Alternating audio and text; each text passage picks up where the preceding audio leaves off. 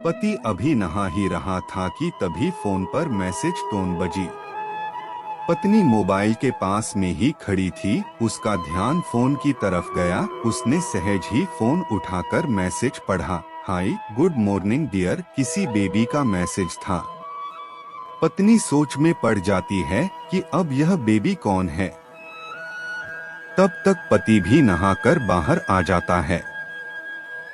पत्नी उसे किसी बेबी का मैसेज आया है बताती है।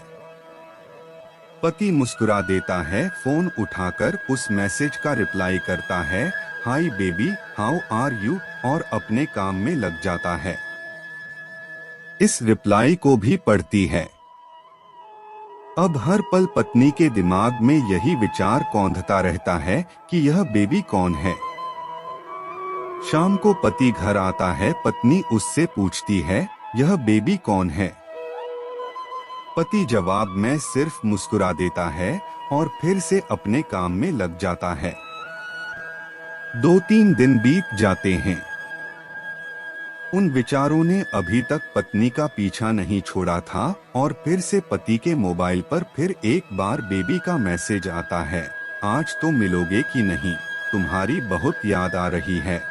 इस मैसेज ने आग में घी का काम किया। पत्नी का शक और भी ज्यादा पक्का हो गया। बीच बीच में ऐसे मैसेज का आदान प्रदान होता रहता और पत्नी के मन में शक की जड़ें और गहरी होती गई। पति से पूछने पर भी जवाब में सिर्फ मुस्कुराहट के अलावा कुछ नहीं कहता। यह शक गुस्सा बनकर तब ज्वालामुखी की तरह फट पड़ता है जब एक दिन उसे अपने पति की जेब में सिनेमा की 2 टिकटें मिलती है। पत्नी अपने पति से बहुत झगड़ती है। पति उसे समझाने की कोशिश करता है लेकिन वह कोई भी बात सुनने को तैयार नहीं है। पति को भी उस पर गुस्सा आ जाता है और यह झगड़ा और भी ज्यादा बढ़ जाता है। गुस्से में पति घर से बाहर निकल जाता है। पत्नी का गुस्सा पति से कई गुना ज्यादा है। तुरंत वो अपना सारा सामान पैक करती है, एक चिट्ठी लिखती है कि मैं मायके जा रही हूँ हमेशा के लिए, और पति का घर छोड़कर चली जाती है। गुस्सा शांत होने पर जब पति घर आता है तो चिट्ठी पढ़कर उसके होश उड़ जाते हैं। 10 दिन बीत जाते हैं और गांव के उस घर पर डोरबेल बजती है जहां पत्नी रहने चली गई है। पत्नी दरवाजा खोलती है। दरवाजे पर 10 साल की एक छोटी बच्ची हाथों में चिट्ठी लिए खड़ी है। वह पत्नी को वह चिट्ठी देती है। बच्ची से वह चिट्ठी लेकर पत्नी चिट्ठी खोलकर पढ़ती है, डियर वाइफ, जिस बेबी की वजह से हम दोनों में इतने झगड़े हुए और तुम हमारा घर छोड़कर यहाँ चली आई, यह बच्ची जो अभी तुम्हारे सामने खड़ी है वह वही बेबी है। अनाथ आश्रम की एक प्यारी बच्ची इसी के साथ में बातें करता था, सिनेमा जाता था। पहली बार जब तुमने बेबी के बारे में पूछा था तो मैंने जानबूझकर तुम्हें नहीं बताया था। सोचा था थोड़ा मजाक करता हूँ, देखता हूँ तुम कैसे रिएक्ट करती हो, लेकिन मैंने यह कभी नहीं सोचा था कि तुम्हारा शक इतना बढ़ जाएगा कि तुम घर ही छोड़ दोगी। हाँ, सबसे जरूरी बात यह तो बेबी है, वह किसी और की नहीं बल्कि तुम्हारी ही बेटी है। खुशी, अपने आप को संभालो और आगे की बात ध्यान से पढ़ो। हमारे शादी के 2 साल पहले की यह बात है। तुम अपने कॉलेज के लास्ट ईयर में थी। तुम्हारे प्रोफेशन में नोट्स लेने के बहाने तुम्हें बुलाया था और तुम्हें चाय में इन नशीली दवा खिलाकर ना करने वाला काम किया था। इसमें तुम्हारी कोई गलती नहीं की थी, लेकिन कुदरत ने अपना काम किया और तुम्हारे पेट में इस बेबी को डाल दिया।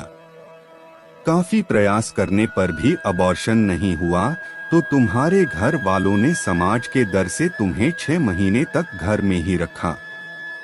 तुम्हारे पिताजी खुद एक डॉक्टर है, इसलिए यह बिन मांगा बच्चा बड़ी आसानी से बिना किसी को कनोकान खबर हुए इस दुनिया में आया।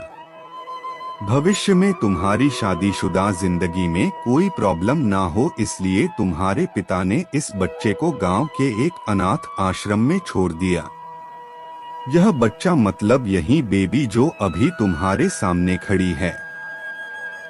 अगर अभी भी विश्वास नहीं हो रहा है तो इस बच्ची के गाल का वो तिल देख लो जो शायद तुमने उसे आखिरी बार रोते हुए देखा होगा, या फिर अपने पिताजी से पूछ लो। पत्नी जल्दी से उस बच्ची को पास में लेकर उसके गालों का तिल देखती है। उसका मन भर आता है, उसकी आंखों में आंसू आ जाते हैं, लेकिन अभी भी चिट्ठी बाकी है, इसलिए वह आगे बढ़ती है। मुझे पता है अभी भी तुम्हारे मन में यह सवाल उठ रहा होगा कि यह सब मुझे कैसे पता। तुम्हें बता दूं कि यह सब तुम्हारे खुद के पिता ने ही अपने मन में उठ रहे पश्चाताप को शांत करने के लिए शादी के 1 महीने पहले मुझसे मिलकर सारी बात मुझे बताई थी। उन्होंने यह भी कहा था कि अगर मैं चाहूं तो शादी से इनकार कर सकता हूं। मैंने तो तुम्हें स्वीकार किया क्योंकि इस पूरी घटना में तुम्हारी कोई भी गलती नहीं थी और हमारी शादी हो गई। तुमने मुझे बहुत प्यार दिया, लेकिन तुम्हारे पिता से बेबी के बारे में जानने के बाद मैं उसे मिले बिना नहीं रह पाया। मैं बीच बीच में उससे मिलता था, उससे मिलना, उसके साथ समय बिताना मुझे अच्छा लगता था। कितनी प्यारी बच्ची बिना किसी गलती के क्यों सजा भुगते, बस इसलिए मैं उसे थोड़ी सी खुशी देने की कोशिश करता था। बस मुझे इतना ही कहना था। अब अगर तुम फिर से अपने घर आकर मेरे साथ रहना चाहो तब और सिर्फ तभी गैलरी में आ जाओ, तुम्हारा और सिर्फ तुम्हारा डियर पति।